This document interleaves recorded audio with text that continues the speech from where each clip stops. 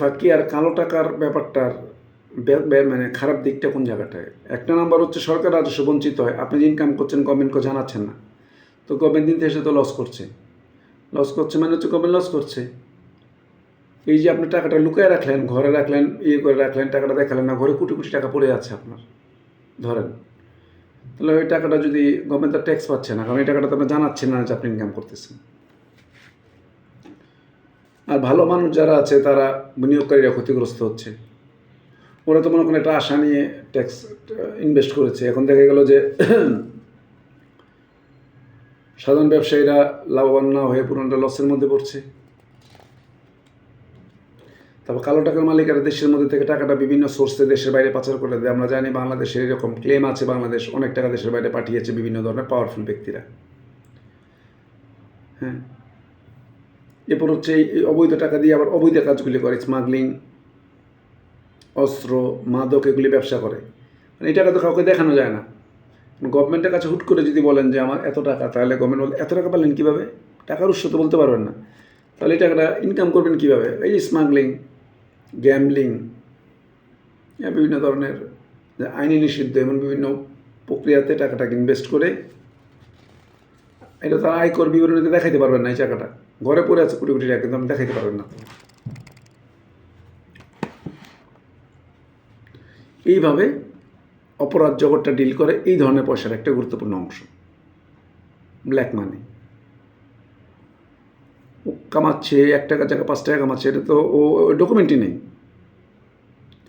আমরা যদি মাদক ইন্ডাস্ট্রিটাকে খেয়াল করার, নার্কোটিক্স ডিপার্টমেন্টটাকে দেখার চেষ্টা করি, যারা মাদক ক্যারি করে তাদের নামই আমরা শুনি, কিন্তু কে করায় নাম কিন্তু আসে না।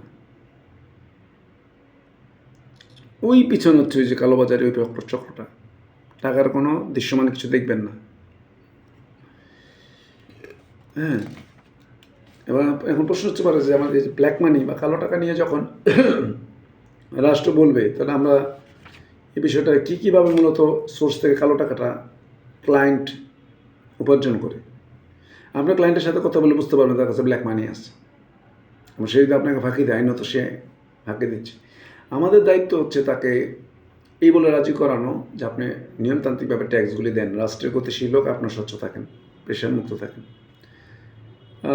এটা যারা শুনে তাহলে ভালো আছে, শুনে না তাদের ভিন্ন ব্যাপার। কারণ আমরা তো জানি কর ফাঁকি আর করে না তো একদিনে করে এড়ানো হলো ট্যাক্স অ্যাভয়েডেন্স, ওইটা তো নর্মাল ব্যাপার। এখন তো কীভাবে গভর্নমেন্ট কী করে, গভর্নমেন্ট মনে করে একটা পাবলিক কীভাবে আয় করে, এখন যাচ্ছে কীভাবে করে, সুদ নেওয়ার মাধ্যমে, ঘুষ নেওয়ার মাধ্যমে, আয়কর ফাঁকি দেওয়ার মাধ্যমে, শেয়ার বাজারে কারসাজি করে ইনকাম করার মাধ্যমে। এই শেয়ার বাজারে কারসাজি করবে কীভাবে? মনে করেন আমাদের তো আবার লোভ বেশি, বলতে হয় আমাদের জাতিগত কি লোভের অভ্যাস বেশি কিনা। শেয়ার একটা দাম বাড়তেছে, সে কিনতেছে, শেয়ার ছিল 100 টাকা, 120 টাকা হয়েছে, সে কিনতেছে, 130 টাকা হচ্ছে, কিনছে, শেয়ার কিনতে এই শেয়ারটার দাম কিনতেছে, কিন্তু ওনাদের লোকরা, মানে চক্র যারা আছে তাদের লোকরা কিন্তু কিনতেছে। কেনার পর একটা পর্যায়ে তাদের কিনে ওরা অলরেডি বিক্রি করে দিয়েছে, পাবলিকের হাতে চলে গেছে। পাবলিক তো কিনতেছে 1500 টাকার শেয়ার, 1600 টাকা দিয়ে কিনে ফেলছে। এবার যারা 1500 টাকা দিয়ে কিনছে, এটা তো ছিল 100 টাকার শেয়ার, হয়তো 1400 টাকা লাভে আছে না, ওরা আস্তে করে কেনা বন্ধ করে দেয়।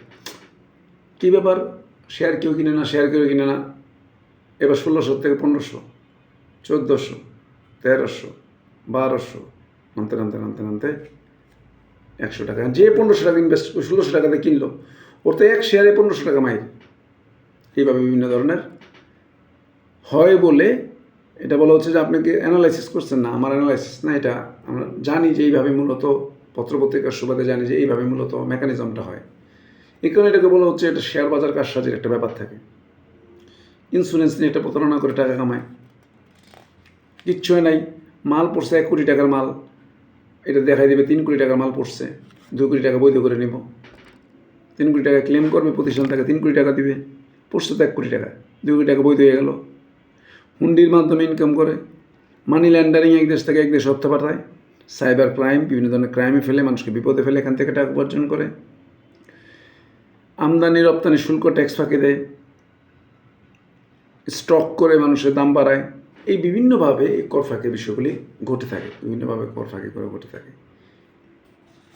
এগুলির মাধ্যমে মূলত আমরা কর ফাঁকের বিষয়টা মূলত দেখলাম।